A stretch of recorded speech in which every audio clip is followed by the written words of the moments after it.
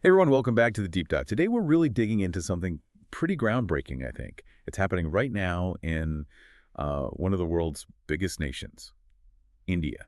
Hmm. Just imagine a country of over 1 billion people kind of embarking on this quiet revolution in its schools.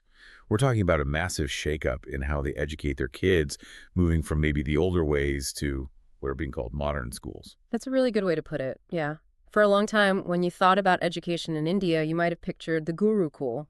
You Yeah. write that traditional system. Exactly. Often residential, deep roots in spiritual and holistic learning, or maybe just strictly board-based systems very focused on exams. Hmm. But our source material, Modern Schools in India, an overview, it shows a really profound transformation, especially over the last couple of decades. And the core mission, of these modern schools, it isn't just about cramming textbook knowledge. It's fundamentally about preparing students for holistic development, for a globalized world. Okay, let's unpack that then. What actually makes a school modern in India today? What are the defining things that really set them apart from, say, the traditional setup? And I guess most importantly, what should you, our listener, really know about this big evolution? Right. So the overview highlights 6 core features that kind of define this shift. First, and it's pretty visible, is the widespread adoption of smart classrooms. Smart classrooms, okay. Yeah, we're talking digital boards, projectors, rich audiovisual content, e-learning platforms. It completely transforms that traditional chalk and talk method. So it's like a complete visual and interactive overhaul, really bringing the classroom into the 21st century. But I wonder, does that ever risk overshadowing, the basic interaction of teacher and student, or even just learning from a physical book? That's a fair point.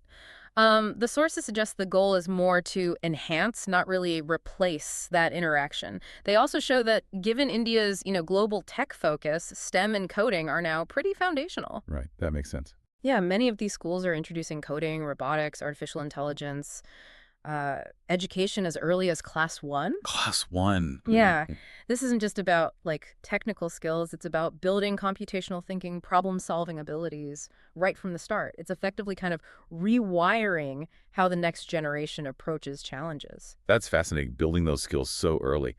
But okay, beyond the tech in the classroom itself, how are these modern schools aligning with India's bigger vision for education, especially with national policies? Well, that leads us straight to the third feature, changes in alignment with the new education policy, or NEP 2020. Ah, okay. NEP 2020. Heard a lot about that. Yeah, it's a landmark policy, came out in 2020, and it puts a really strong emphasis on skill-based, interest-based, and vocational education, moving decisively away from rote learning more towards practical application. So it's not just what you learn, but how you apply it and maybe what you're genuinely passionate about. That sounds much more personalized, doesn't it?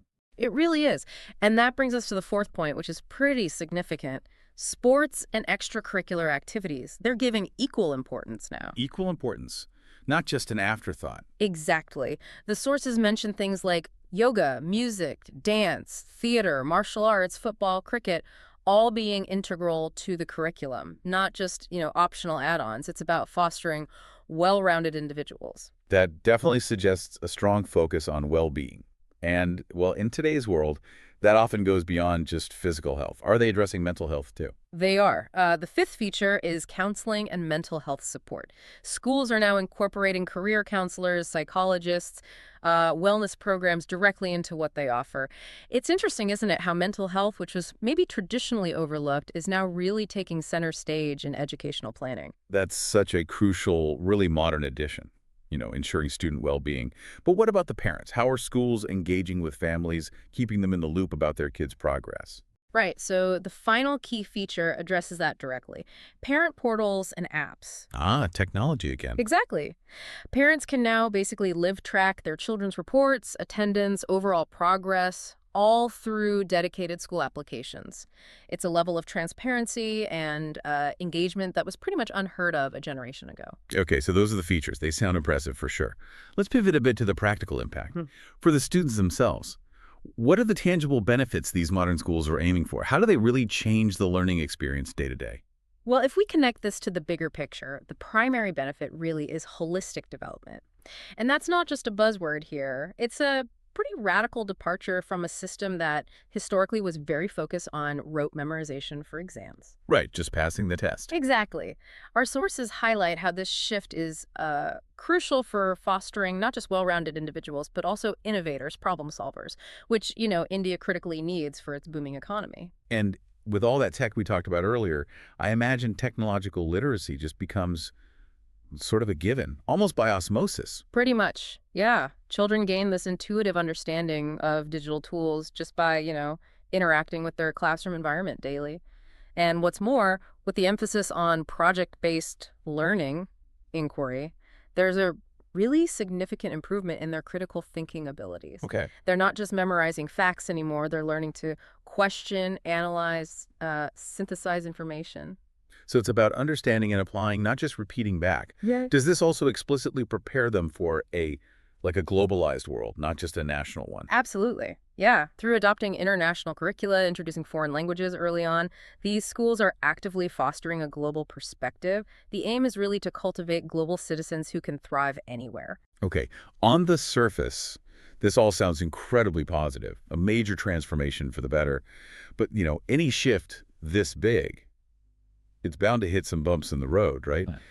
What are the big challenges or issues that these modern schools in India are actually facing right now? That's a really important question, and our source material is quite clear on this, actually. The biggest challenge highlighted, it's the high fees.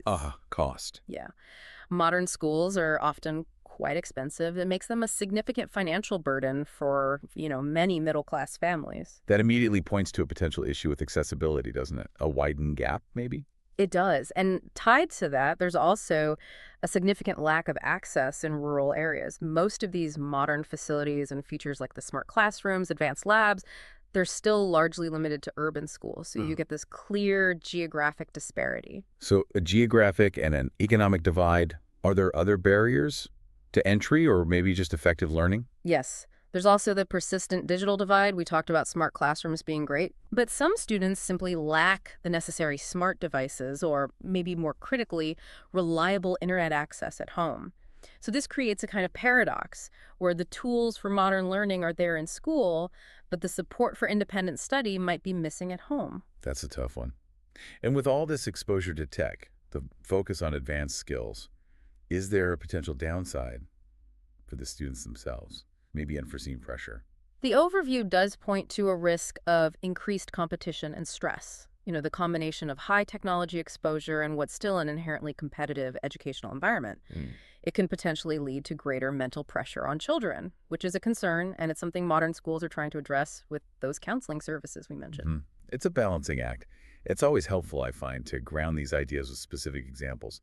Are there any particular stories or maybe initiatives from some of these prominent modern schools that really show these trends in action, bring the features to life? Sure. Our source lists several well-known names. You've got the DPS network, Delhi Public School. Right, huge network. Huge.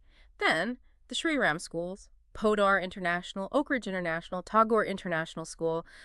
What's quite striking about, say, the Sri Ram schools is how they've really integrated sports and arts, not just as optional extras, but as core parts of their curriculum, truly living up to that holistic development promise we were talking about. Okay. And it's also worth noting, it's not just new schools. Even older, really established institutions like the Kendriya Vidyalayas, they're gradually modernizing too, trying to align with the NEP.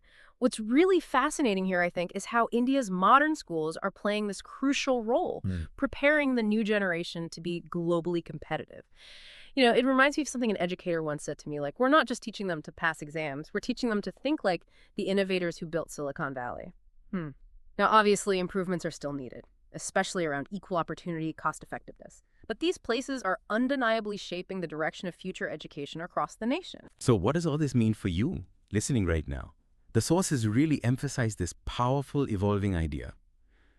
Education isn't just about scoring marks in exams anymore, or, rote memorization. It seems to be evolving into this comprehensive process, focused on shaping children into, better individuals and truly global citizens. It makes you think, doesn't it, about what education truly means for the next generation, and maybe how these transformations in India might echo or perhaps inspire changes in schools everywhere else in the world.